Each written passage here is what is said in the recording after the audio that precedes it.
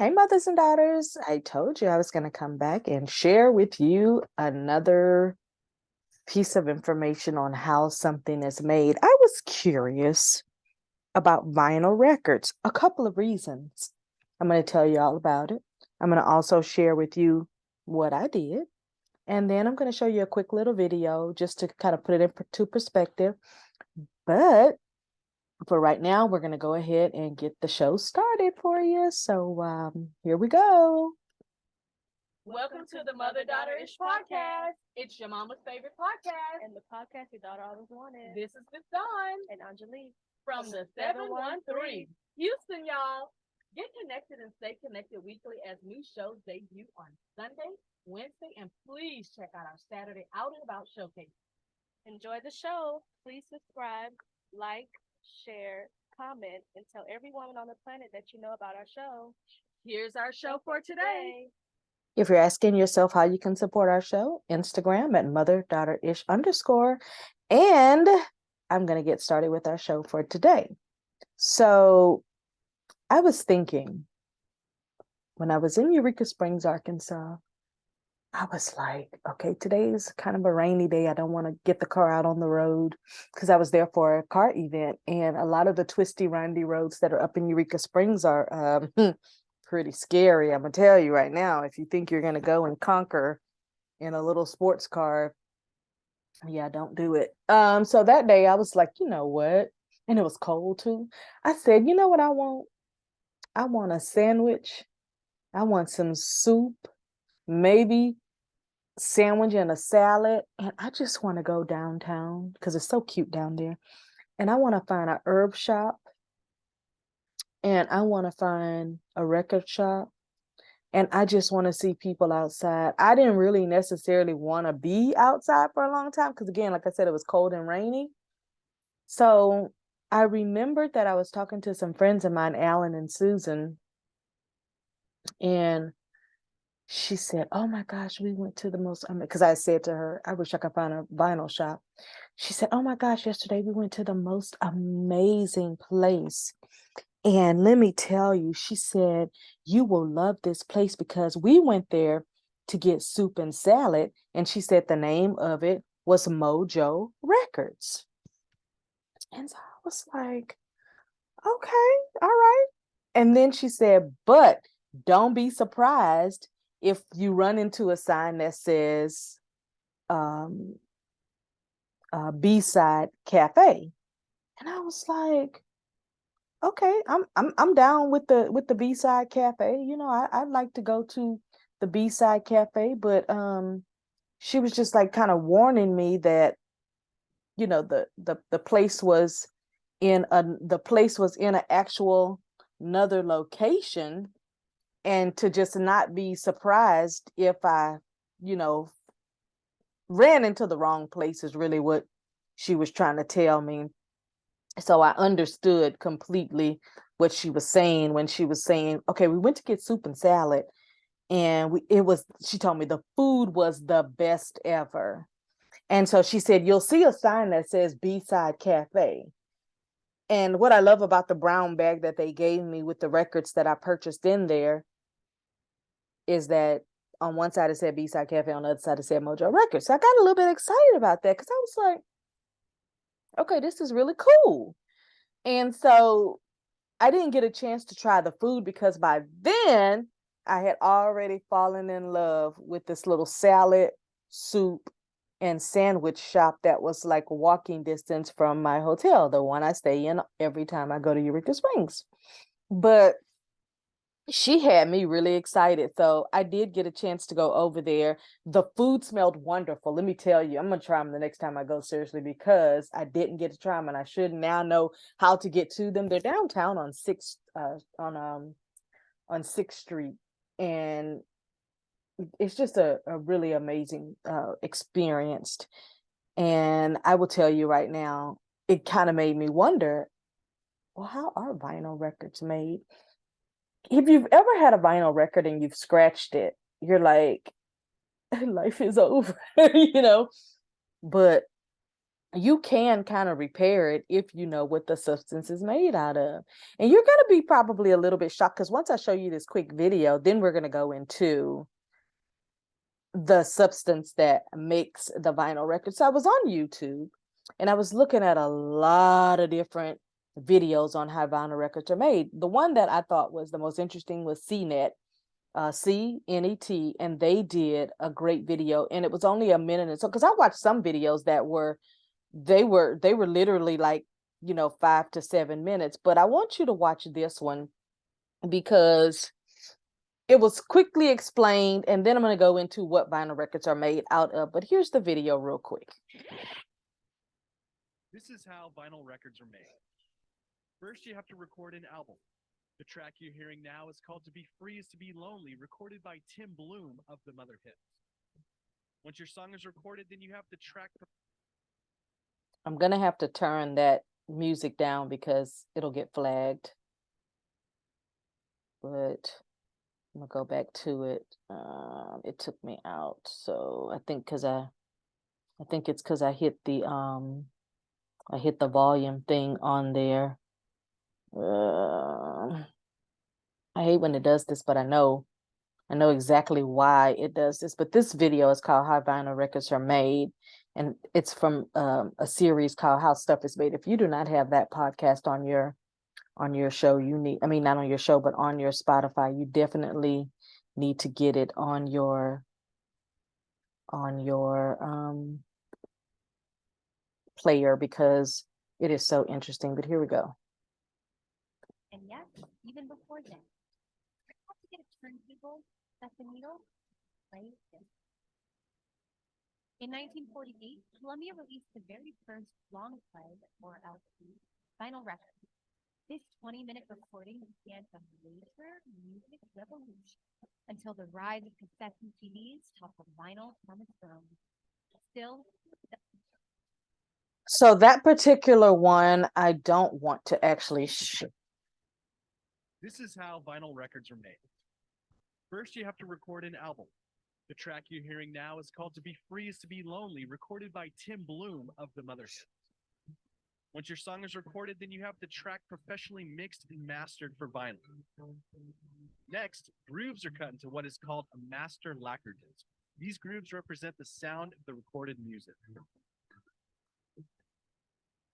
The record player's needle runs over these grooves, creating an electric current that is amplified through the speakers. In this photo, technicians monitor the record lathe while it cuts the master lacquer. The master lacquer is then sprayed with silver and then dipped into a nickel bath. The nickel adheres to the disc in a process known as electroplating. Electroplating creates what's known as a metal master. The metal master is then pulled apart, showing how each side is a mirror image of the other. One side has grooves, while the other side has ridges. The side with the ridges is what's known as a metal stamper. The stamper is refined a bit to fit into the record pressing machine. The stamper is then inspected further with microscopic precision. These black vinyl pellets will be superheated and formed into a hockey puck-shaped gooey biscuit. The stamper is mounted into the press, and a fresh biscuit is placed on top. The super hot vinyl is flattened while the stamper's ridges press into it, creating the grooves of the record. And finally, you have a stack of freshly pressed vinyl records. You can read more about how vinyl records are made and check out the photo gallery at CNET.com. I thought that was very interesting. The reason I thought it was interesting is because it's always, to me, seemed pretty complicated. And what I'm learning is that none of this actually has to be complicated. And so I went to a couple of places to just look at literally how vinyl is made. And one thing that I found that was interesting is, I know that he said Columbia made the first records in 1948, but the first vinyl long playing record was launched in 1930. Okay. So it was a 30-centimeter flexible plastic disc. Now, listen to what they said, plastic disc. But if you look at how vinyl records are made today, they're made out of PVC. Back then, it was called the plastic pop. Okay. Now, it says in 1948, he just said Columbia Records made the first vinyl record and introduced it to the soon-to-be standardized 33 and a third, which is the only records I know right now are 48s and 48s and 78s.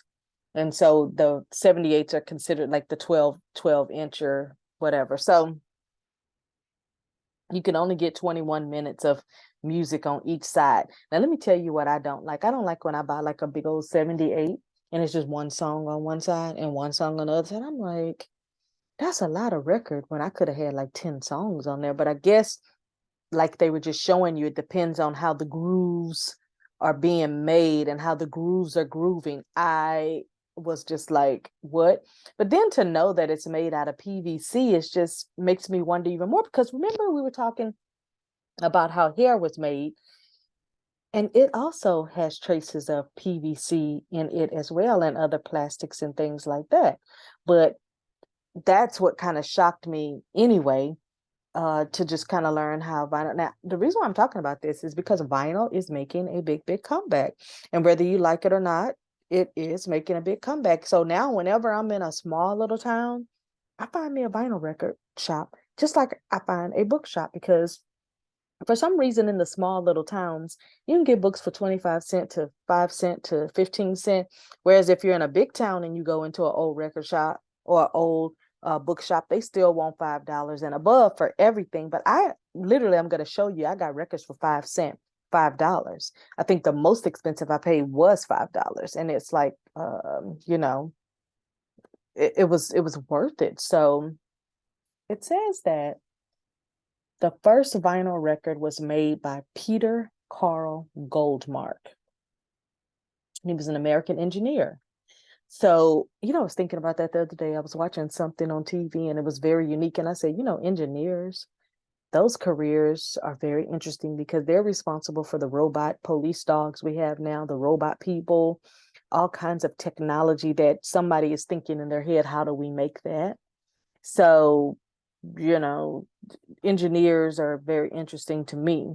So when I hear somebody say that they're graduating with an engineering degree, I always ask, so exactly what do you want to do with that engineering degree?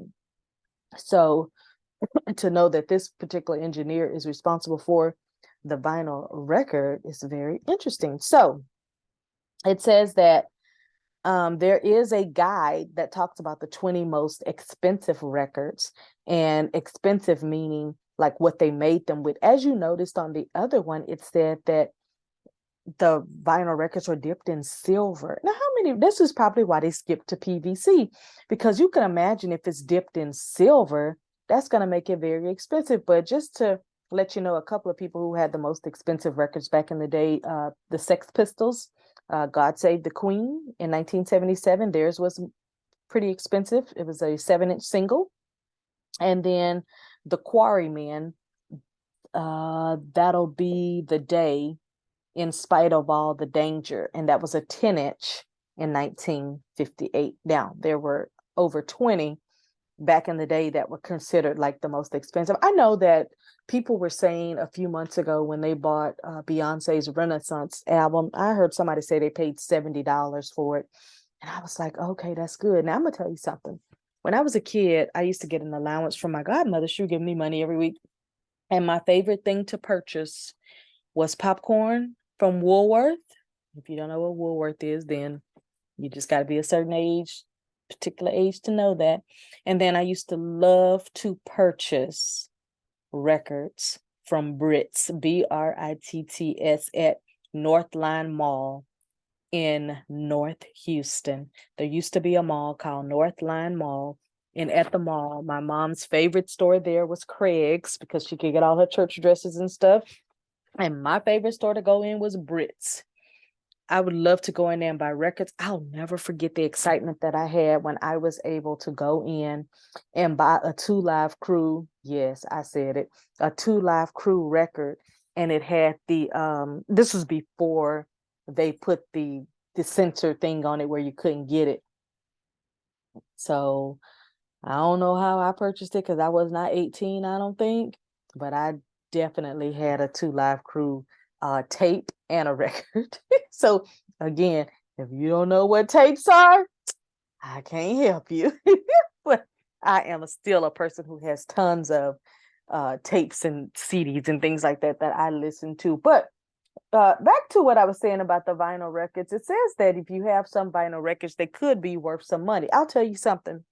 A lot of people don't realize what those vinyl records are even worth, because I personally, 3 months before Michael Jackson died, I personally bought 2 of his 78s from a little girl. I was on my way to my friend Pat's house, and we were working on something that she was working on, a book or something like that I was helping her with. And I was going around the corner, and this little girl had the garage open, and she had the word garage sale out. So I stopped the car, got permission to enter her garage because, it was inside the garage. And, I just didn't want no problems. I don't want to think I'm trying to rob or anything like that. And so she had all these records in this crate. And so I decided to go through the crates, and in the crates was 2 Michael Jackson. One was Billie Jean, and I forgot what the other one was. They're in the garage right now.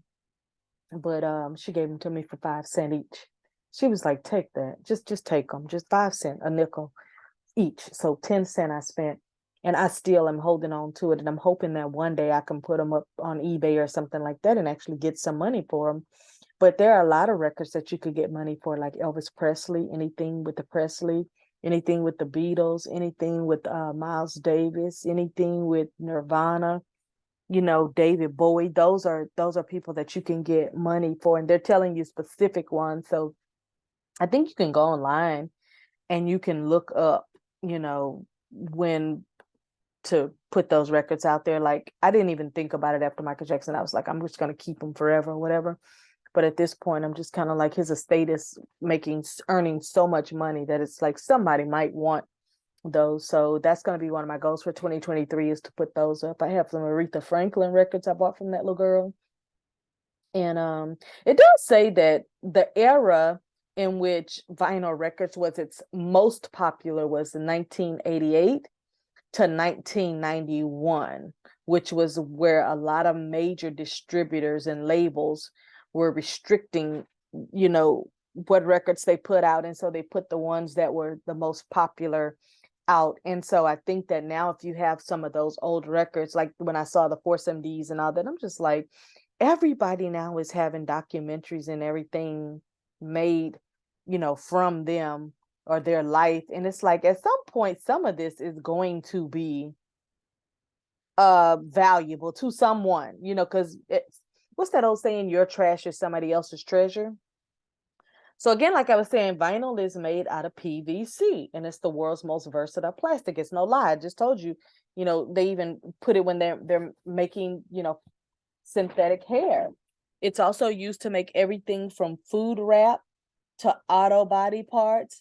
Vinyl is composed of 2 simple building blocks: chlorine, based in a common salt, and urylene from crude oil. Remember, I was telling you it's even in ethanol. I mean, there's a lot of uses for PVC, which is interesting because now they don't want you to have your pipes at home made with PVC. They want you to have them made with copper. And I'm just like, but if PVC is working, what are we talking about here? Because I saw a lady build an entire garden in her backyard with PVC as the building base of it. So like where you would maybe have had sticks or walls or whatever, she built her walls with the PVC and then put the chicken wire in around it.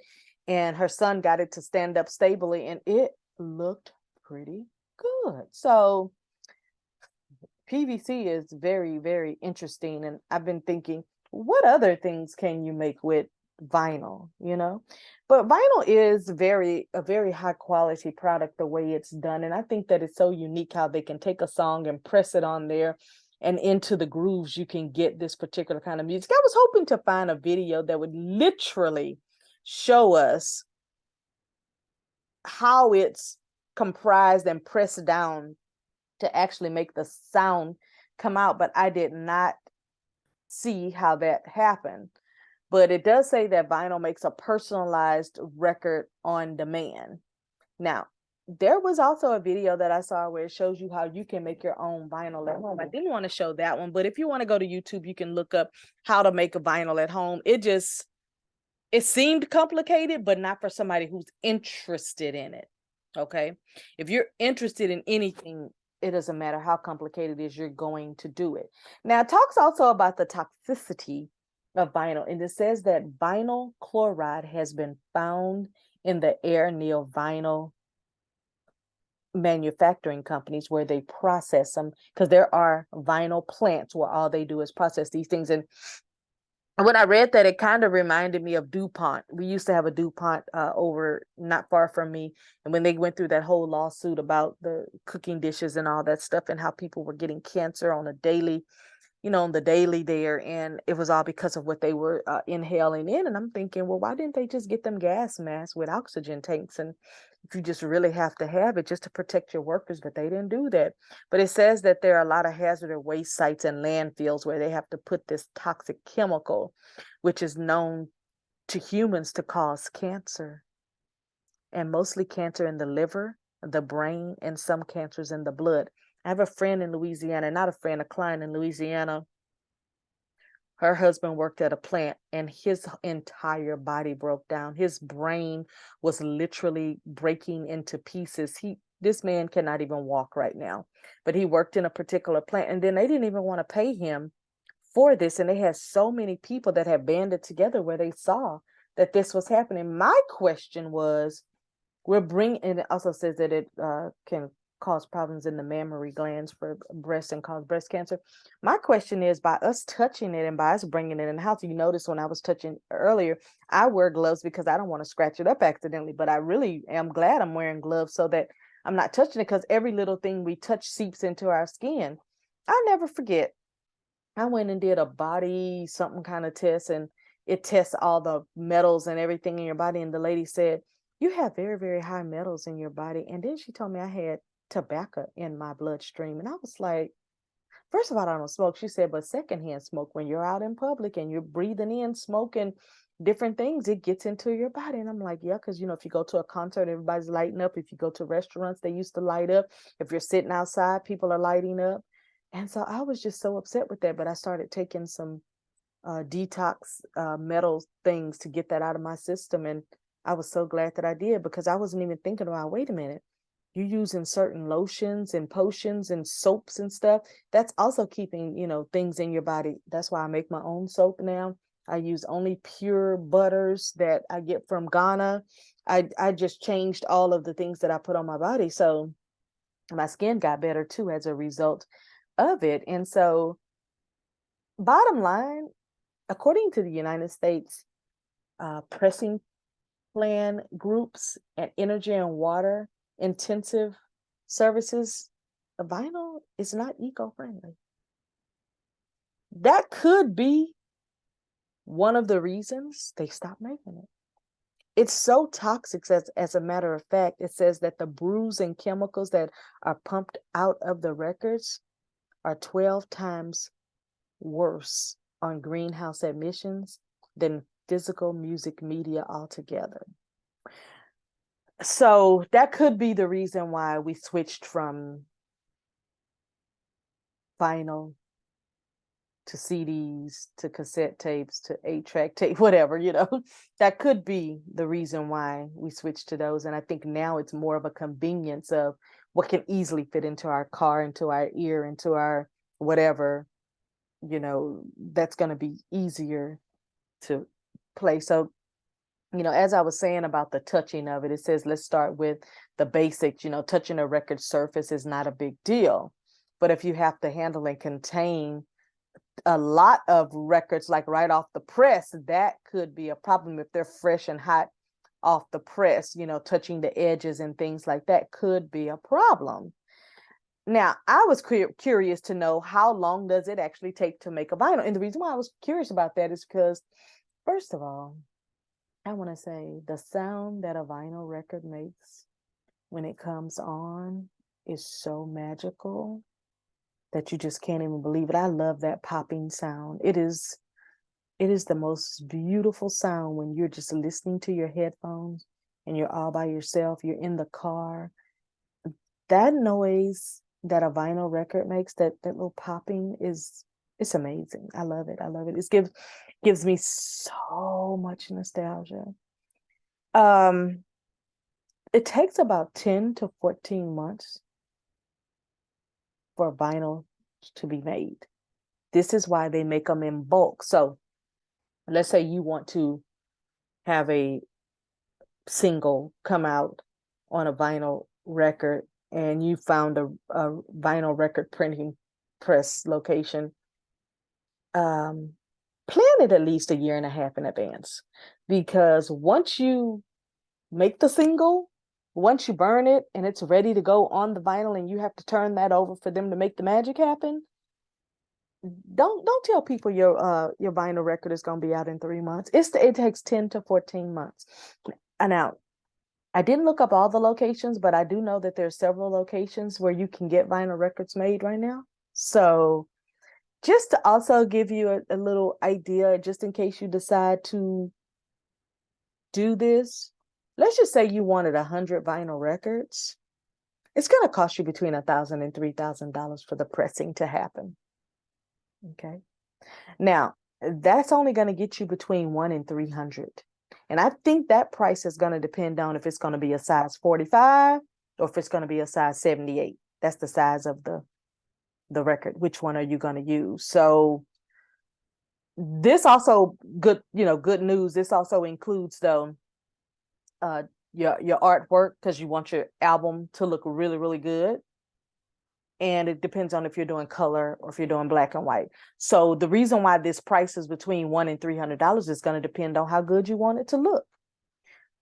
I would say maybe get the printing house to print for a lesser price the vinyl part, and then go to somewhere like Fiverr and get the artwork done, and then go somewhere else to get the actual jacket covered with it. You know what I'm saying?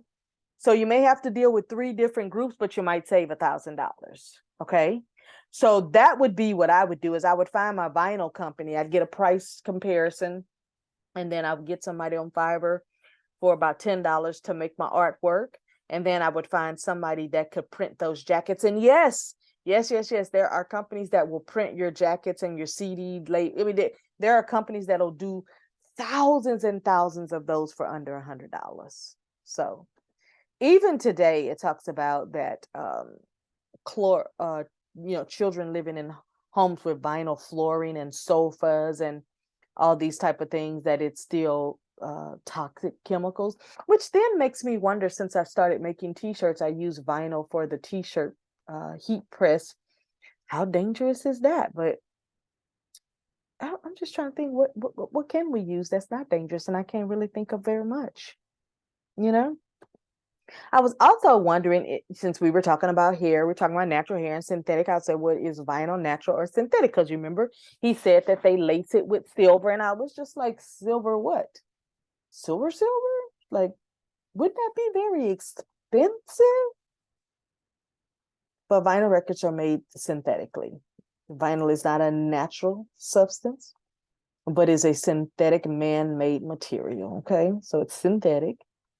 And it's a type of plastic that is made through the PVC, and it's found in crude oil. I don't know much about crude oil, so that threw me just a little bit of a loop. Okay. So it says that there's 3 types of different vinyl that you can have. You can have a luxury vinyl tile, or you can have luxury vinyl plank, or you can have sheet vinyl. So vinyl can be made for all kinds of things. Matter of fact, I was at the doctor's office today, and she put some gray vinyl seating on her chairs, and you can tell that it's in the phase of being upholstered, but she just set it on there. And I was just like, now, why did she sit this vinyl? And it was cute because it looked almost satin and silky looking. But I touched it. I said, now, why did she put this vinyl on this chair, where I could have just sat on the chair? But when I saw that it didn't look finished, I was like, So then I was wondering if vinyl had like a expensive one, a cheap one, a rare one that you probably can't find. And I was just thinking, if it's synthetic and it's man-made, probably not. But the man threw me for a loop when he said that silver, you know. I've had records for a long time. I used to keep them in the garage in my tight seal plastic container where, you know, if anything flooded, it wouldn't flood or whatever.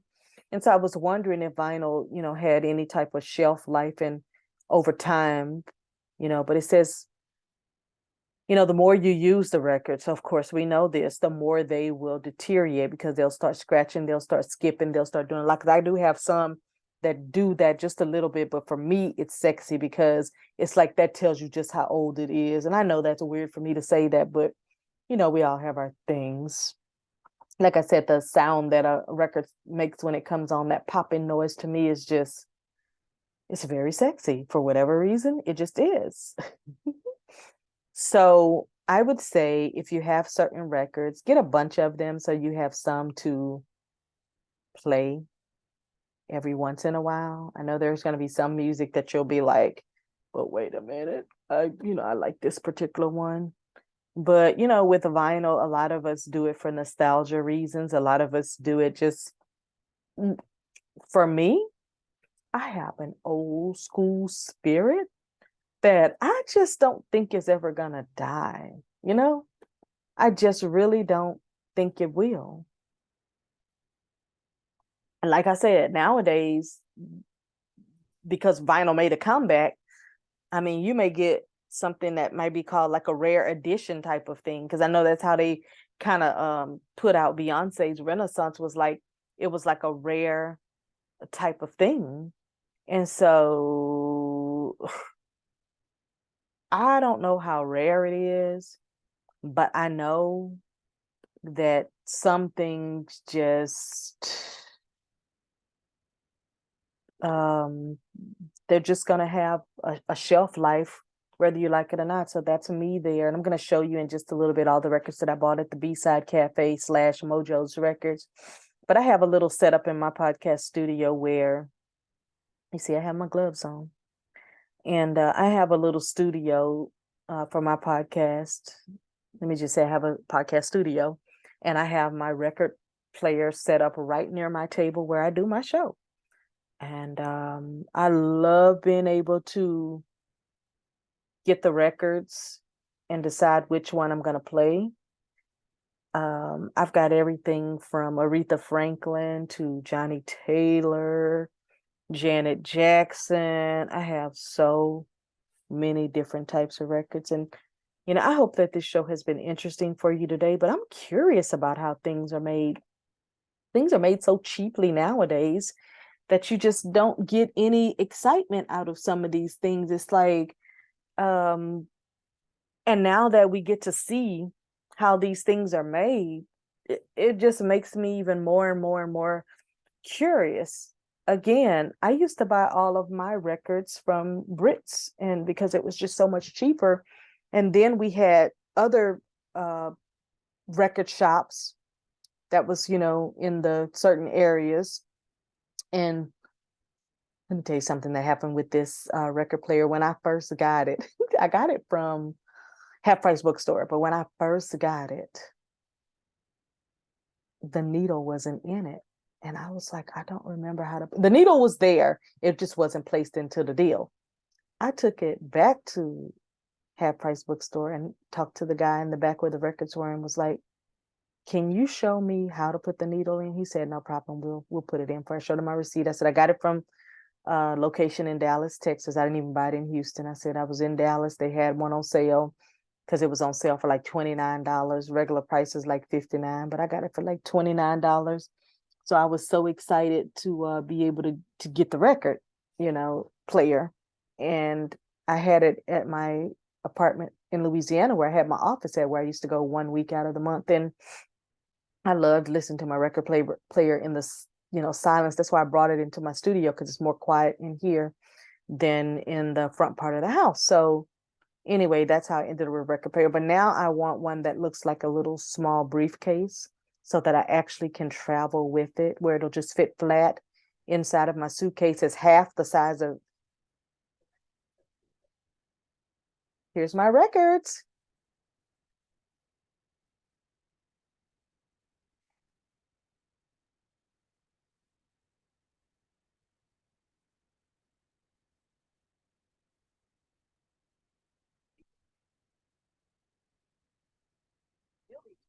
So, you know what? It must have been my day for the gym. Then this one is Al Jarreau.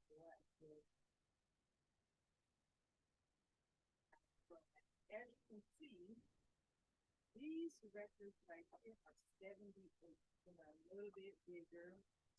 This is Percy Mayfield, still in the same original records. Love that. This is Isaac Hayes. I just I also got Dexter Updeck.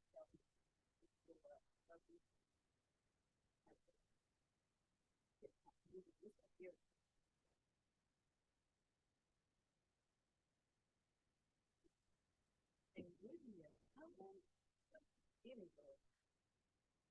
With objects, with that.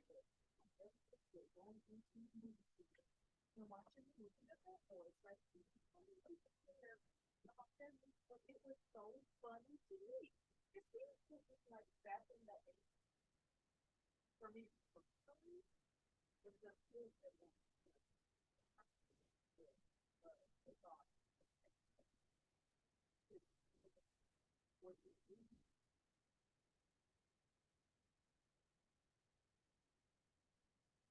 I got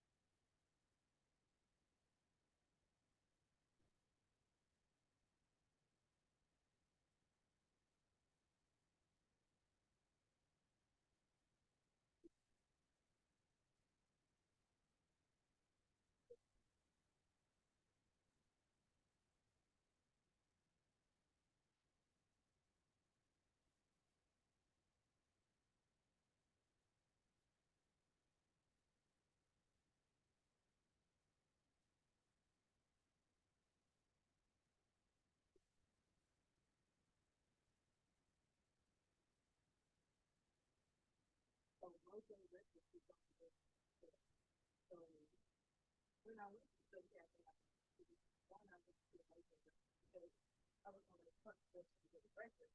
And also I wanted to try the secret salad sandwich that they had at the cafe. But because I had found wonderful little secret salad thing, I'm like, being excited about that. But the Mojo Records is where you can check out the yourself. And it's a 25% shop. And I'm just talking to someone that's on Facebook.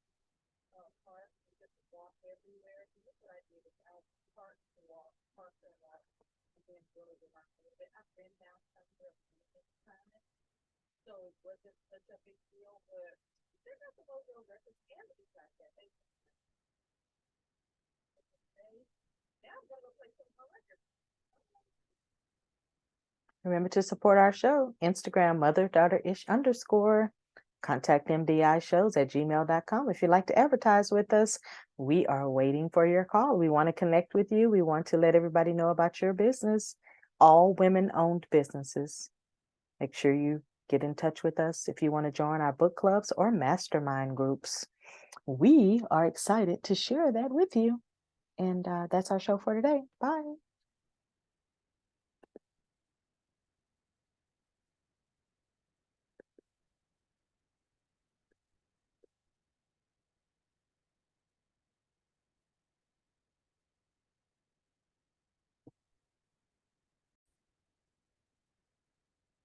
And so that's going to be our show for today. Thanks for watching.